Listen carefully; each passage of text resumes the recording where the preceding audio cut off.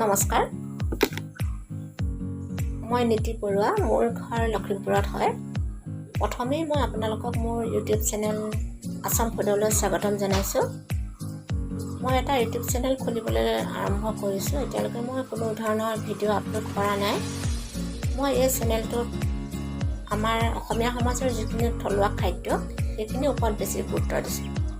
কিয়নো আজিকালি আমাৰ ল'ৰা ছোৱালীবিলাকে আমাৰ অসমীয়া সমাজত চলি অহা যেনেকৈ আমাৰ ককা আইতা মা দেউতা বা আমিও খাইছোঁ, সেইখিনি খাদ্যৰ ওপৰত বেছি গুৰুত্ব দিয়া দেখা নাযায়। তেওঁলোকে কি হয়, হোটেল ৰেষ্টুৰেণ্টত খাই বেছি ভাল পায়। ফলস্বৰূপে তেওঁলোকক অতি সোনকালে বেমাৰ আজাৰে দেখা দিয়ে। সেইকাৰণে মই ভাবিলোঁ মই এনেধৰণৰ খাদ্য সামগ্ৰীবোৰ অকণমান দেখাওঁচোন আপোনালোকক, আৰু ভৱিষ্যতে আমাৰ সমাজত এই খাদ্য সামগ্ৰীবোৰ যাতে হেৰাই নাযায় তাৰ এটা প্ৰয়াস কৰিছোঁ। কিন্তু সেইটো কাৰণে মোক আপোনালোকৰ সহায় সহযোগিতা লাগিব। আপোনালোকে মোৰ ভিডিঅ'বোৰ চাবচোন, নিশ্চয় ভাল পাব।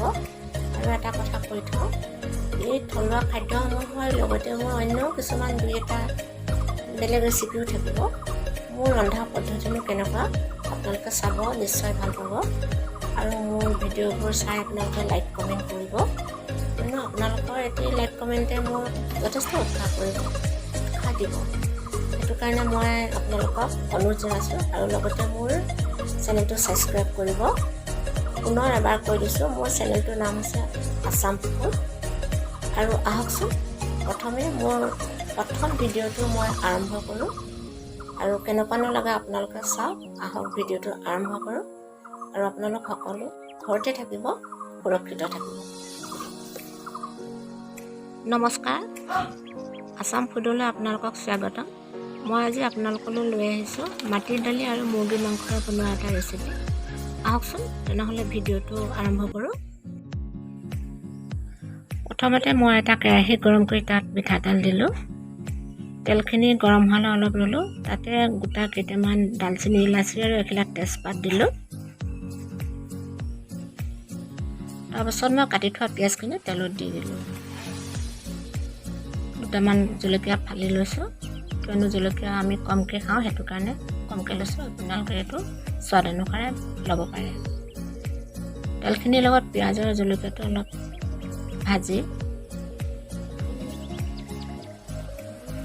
তাৰপিছত মই বটি থোৱা আদা নহৰুখিনি পিঁয়াজখিনিতে দি দিলোঁ। এনেদৰে তলত ভালকৈ বস্তুখিনি মিলাই লৈছোঁ। তাৰপিছত অকণমান জিৰা পাউডাৰ, অকণমান ধনিয়া পাউডাৰ, গৰম মছলা অকণমান দি লৈছোঁ। সেইখিনি বস্তু একেলগ কৰি 1 মিনিটমান ভাজি লৈছোঁ।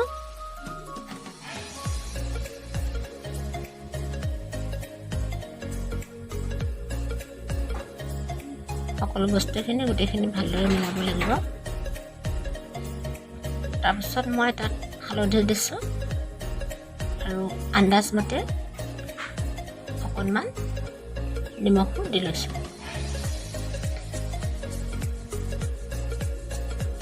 নিমখ, হালধি আৰু মছলাখিনি গোটেইখিনি পিঁয়াজৰ সৈতে, আদা নহৰুৰ সৈতে ভালদৰে মিলাই তেলত 1 মিনিটমান ভাজিছোঁ। আনফালে মই মুৰ্গী মাংস 200 গ্ৰাম মাত্ৰ, বেছি নহয়, বেছি ডাঠ হ'লে বেয়া হয়। মুৰ্গী মাংসখিনি মই সেই তেলতে দিছোঁ আৰু সেইখিনিও ভালদৰে হেতাৰে লৰাই মিলাই দিছোঁ। অন্যফালে মই 200 গ্ৰাম মাটি দালিত তিয়াই আধা ঘণ্টামান ভালদৰে বাকলিখিনি গুচাই কুকাৰত বইল কৰি ৰাখিছোঁ। সেইটো ভিডিঅ' কৰিবলৈ নহ'ল, তাৰ কাৰণে চৰি। এতিয়া মই মাংসখিনি অলপ লৰাই দিছোঁ। 5 মিনিটমান লৰোৱাৰ পাছত দেখিছেনে, তেলটো সম্পূৰ্ণ এবজৰ্ব কৰি লৈছে বস্তুখিনিয়ে। তাৰপৰা মই কেইটুকুৰামান আলু কাটি দিছোঁ।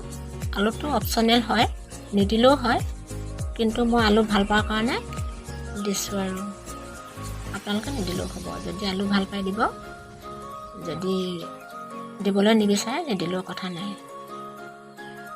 তাৰপৰা আলুটো সিজালৈকে অকণমান আকৌ সেই মাংসখিনি ঢাকি থ'ম। এফালে মই মাটি দালি বইল কৰি থৈছিলোঁ, কিন্তু দেখাবলৈ নহ'ল আৰু ভিডিঅ' কৰা নহ'ল বইল কৰা ভিডিঅ'টো। তাৰপিছত এফালে যেতিয়া মাংসখিনি শুকাই আহিলে, তেলটো সম্পূৰ্ণ মাংসখিনি এবজৰ্ব কৰি ল'লে, তাৰপৰা বইল মাটি দালিখিনি তাৰ ওপৰত ঢালি দিলোঁ। গোটেইখিনি বস্তু ভালকৈ মিলাই ল'ব লাগিব। লাহে লাহে আপুনি হাতেৰে মিলাই থাকিব, মাংসখিনি যাতে তলত লাগি নধৰে। অলপ দেৰি লৰোৱাৰ পাছত 3-4 মিনিট আপোনালোকে এনেকৈ খোলাকৈ নথকাকৈ আপোনালোকে ৰাখি থ'ব গেছৰ ওপৰত, জুইটো কমকৈ দিব। তাৰপৰা দেখিছেনে ইমান ধুনীয়া আছে তৰকাৰীটো, আৰু এটা ভাল গোন্ধও আহিছে। এনেদৰে বনাই খাই চাবচোন, খুবেই ভাল লাগে। আৰু মোৰ ভিডিঅ'টো যদি আপোনালোকৰ ভাল লাগিলে লাইক কমেণ্ট কৰিব। দেখিছেনে বহুতেই সুন্দৰ হৈছে, আপোনালোকে এনেদৰে খাই চাবচোন। ভিডিঅ'টো চাই আপোনালোকে যদি ভাল পালে তেনেহ'লে লাইক কমেণ্ট কৰিব, কিয়নো আপোনালোকৰ এটি লাইক কমেণ্টে মোক যথেষ্ট উৎসাহিত কৰিব, আৰু লগতে মোৰ চেনেলটো ছাবস্ক্ৰাইব কৰিবলৈ নাপাহৰিব।